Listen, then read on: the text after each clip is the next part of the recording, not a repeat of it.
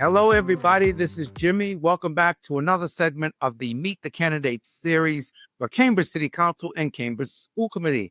Today, we are blessed with a first-time candidate, another first-time candidate for Cambridge City Council. Her name is Elizabeth Bisio, and I want to welcome her to the show. Welcome, Elizabeth.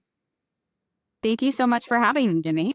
Of course. So, Elizabeth, first time running for Cambridge City Council. Tell the folks there, the viewers, a little bit about yourself, where you're from, what are some of your experiences, a little bit about your background, and why you're running for Cambridge City Council.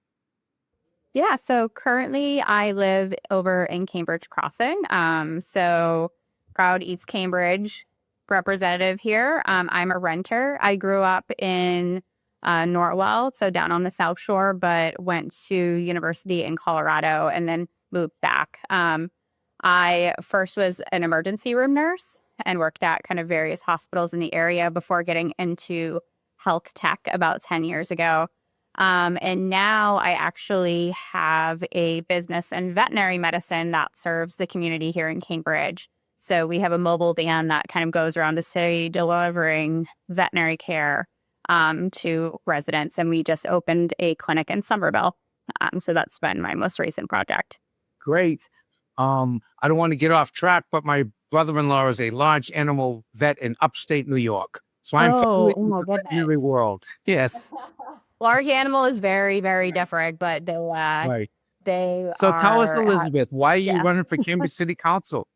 Yeah, so my kind of experience with my business kind of got me more involved in the city. I was going to all different carts, meeting residents, understanding what the different issues were there. And that kind of inspired me to run for council because I feel like there is right now a lack of trust between residents and the council as far as there's been a lot of new policies implemented, but from what I've heard from residents, they don't necessarily feel like that it's kind of pushing Cambridge in a direction that they feel comfortable with or like would like to see it go. So that's why I'm running for council to kind of try to bring back some of that trust and accountability. And I think that's where my role as an executive has really prepared me well for that and having to have made decisions at a large scale and kind of the mechanics of what it means to be a leader. And so hoping to bring that leadership to the council. Communications is key, right? Yeah, we're hearing that from a lot of candidates. They're saying that, communicating is one of the things that they want to do to all the neighborhoods so people have a voice and they feel heard. So why don't you give us 2-3 things that you'd like to work on or accomplish if you're elected in your first term? So I think for me, one of the biggest things would be how we evaluate the programs moving forward. So one of my other main goals is to kind of relook at how we're doing our budget. And so part of that, like we are going into a period where we won't have as much of the resources as we're used to having. So we can raise property taxes, but it actually won't be enough to potentially cover all of the programs plus any new programs that we want to develop. And it's also going to put an enormous strain on not only our residents, but also our small business owners and commercial entities across the city. So how do we look at our programs? How do we make decisions, better decisions on what are the things that we're investing in? What are some things that we potentially want to divest from so that if we do have to make hard choices, we have enough data to do that on. Like say Cambridge is a city full of really, really smart and intelligent people, but sometimes that's not getting translated into how we're looking at our city government and kind of what are the data resources that we have. So that would be my biggest push is re-looking at kind of how we evaluate those programs so we can continue to make sure that we're funding things that have the highest impact on residents and are meeting their biggest needs versus other projects that might not necessarily be as successful in meeting those needs. So that would be my first order of business. And your business background would lend itself to that type of evaluation, I assume. Yeah. So, um, within the business, I'm generally handling like uh product and operations, so go to market and kind of how the business is functioning. So that's something that I'm very comfortable with and understanding what are the trade-offs and how do you make those decisions so that you're balancing kind of you're not kind of pulling out too much where it becomes detrimental. And I think that's what Cambridge, we kind of need to be realistic on how we're looking at things moving forward. But I do think it's actually going to put Cambridge in a much better place because you make different decisions when you kind of have those kind of constraints, but oftentimes they're better decisions than if you were like you're playing with like infinite money, which is, I think, what a lot of people feel like the city has been doing up until this point, and that it's then just spend, spend, spend. But like, we aren't going to be able to do that moving forward. So, how do we make sure that, again, it's where we are looking to be a little bit more fiscally conservative, that it's we're still able to deliver on things that matter most for residents? Great. And give me a couple of other examples, if you have some, of other things you'd like to work on in the city. What do you think we're doing well, and what do you think we need work? Yeah, I think the my other big issue would be addressing the unhoused crisis and um, needle pickups across the city. I would really love to see a task force kind of jointly between police and fire, the care team, and CHA to focus on what are some tangible goals so that we can make sure that we are properly supporting the needs of our unhoused residents and making sure that they're getting the proper channels are in place for care, but also focusing on the impact of the neighborhoods of how do we really tackle the problem of needle drops so we can keep our kids safe, we can keep our residents safe as they're going around the city.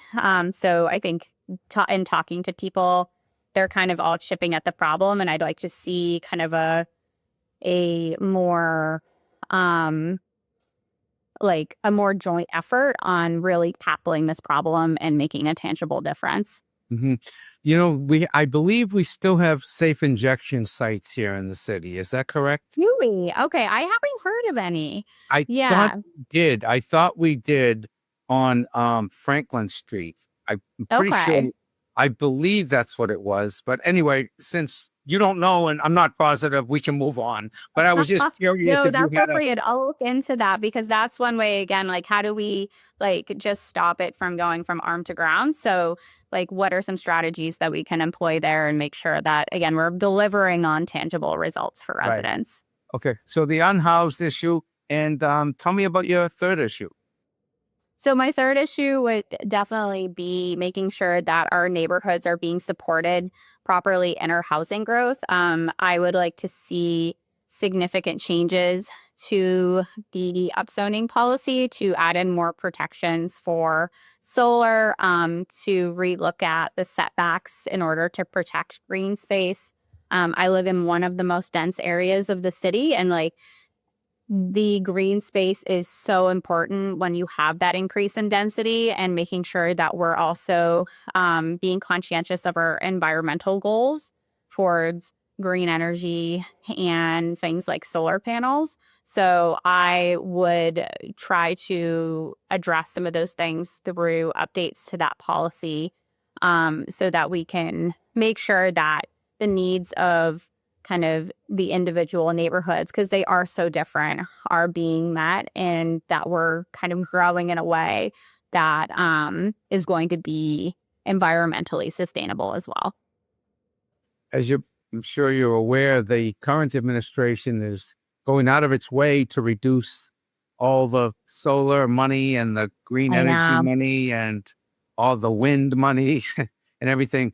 So, getting back to your point about, the fiscal responsibility or really taking a hard look at what we're spending, do you think, because we're not going to, probably not going to have as Um, much money to yeah, invest in those issues, do you think that would be able to help with the solar and the green energy? I think it's how, again, I think it's how we look at the problem. I think that's like the environmental, that's actually been like when talking about housing, one of the number one things and concerns that I've heard from people.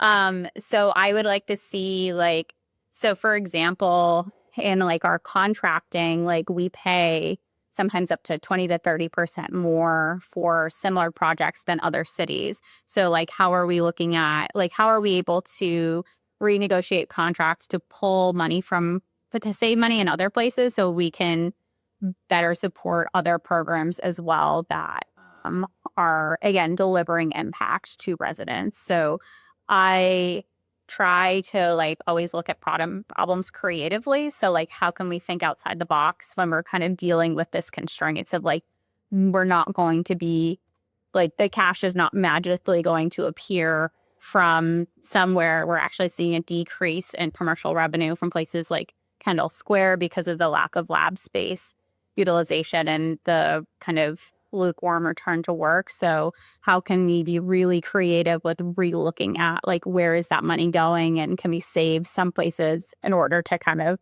make sure that we're supporting other projects as well? Right. So, Elizabeth, is there anything else you'd like to tell us about yourself that we didn't get to? Any other burning issues that are driving you to get involved? Because it's a daunting task, isn't it? Running for office? Yeah. So I think the other thing for me is making sure that we have balanced transportation.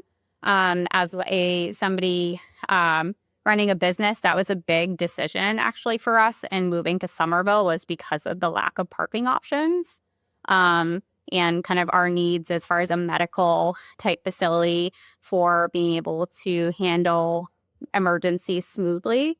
And in talking to residents, like most of, I know, like I said, bike lane safety and biker safety is extremely important. I would like to see a focus more on intersection design because that's where we're still seeing almost all of the fatalities, rather than miles of bike lane, and kind of reforming our permit system to protect parking for vulnerable residents like our seniors and young families who rely on it to get around. Yeah, that's another issue that keeps coming up, the bike lanes and the balance between bikes and cars and parking and safety, etc. Great. Is there anything else you'd like to tell us before we're getting down to our closing statement where you can tell people where they can learn more about you and maybe get a yard sign or volunteer for your campaign or possibly make a large donation to Elizabeth Bisio? So, anything else you'd like to tell us about you before you give us your final statement? And Um, I don't think so. Well, actually, so I have two pets. I have a 3.5-year-old Springer Spaniel named Sammy and a ragdoll named Bela. And so you will often see me walking around, being dragged by my poor dog around Cambridge Crossing. So I've really, really enjoyed, that's how I met most of the people in my building was through my pets. So kind of that's my other fun fact. well, good, good. All righty. So, how can people learn more about you and where could they get in touch with you? Yeah, so you can visit elizabethbisio.com, Bisio. That's where we are doing lots of canvassing right now. We had 3 canvassing events this week. We're always looking for volunteers. Like I said, there's a donate button on there. We're trying to get as many yard signs out as possible, and any support is super appreciated. And would also really appreciate your number one vote in order to bring more accountability and transparency to the city council, which I think is sorely needed. Great. Well, thank you so much for joining us today, Elizabeth Bisio. Thank you for running for Cambridge City Council. Thank you for stepping up on behalf of our democracy and engaging in the democratic process. It is not easy. It is not easy talking to all your neighbors and knocking on doors and walking your dogs and everything else that you're doing. So we thank you. We thank all of the candidates, and we really appreciate it. And we will hopefully see you on the campaign trail. And best of luck on November 4th. Thank you so Thank much. you so much. Thank you so much, Jimmy.